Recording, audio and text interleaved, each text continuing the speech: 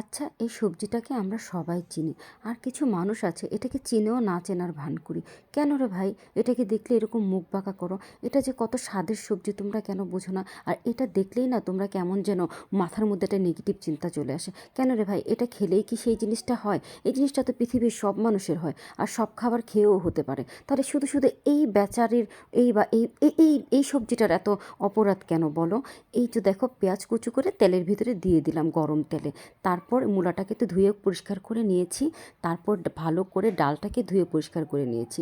পেঁয়াজটাকে গরম তেলের ভিতরে খুব সুন্দর করে ভাজা ভাজা করে ডাল দিয়ে খুব ভালো করে ভাজা ভাজা করে নিয়েছি। মশলা দিয়েছি, একটু হলুদ, হালকা একটু মরিচ দিয়েছি। কাঁচা মরিচ দিলে বেশি ভালো হয়, কিন্তু আমি একটু মরিচ দিয়েছি।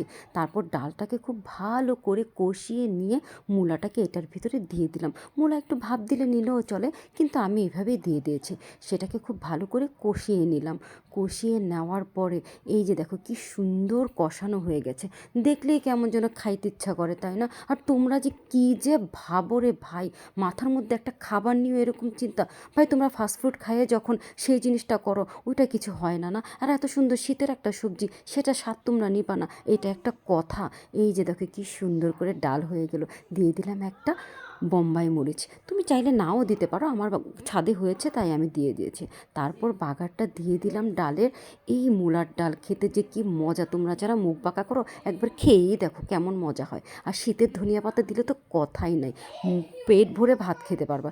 খেয়ে দেখো, বুঝছো? শুধু শুধু আজাইরা চিন্তা করো না, খেয়ে দেখো রে ভাই, কি যে মজা হয় এই মূলার ডালটা। খেয়ে বলবা কি জিনিস। আর এটা খেলেই কিন্তু ওইটা হয় না, সব খেলেই হতে পারে। ভালো থাকবে।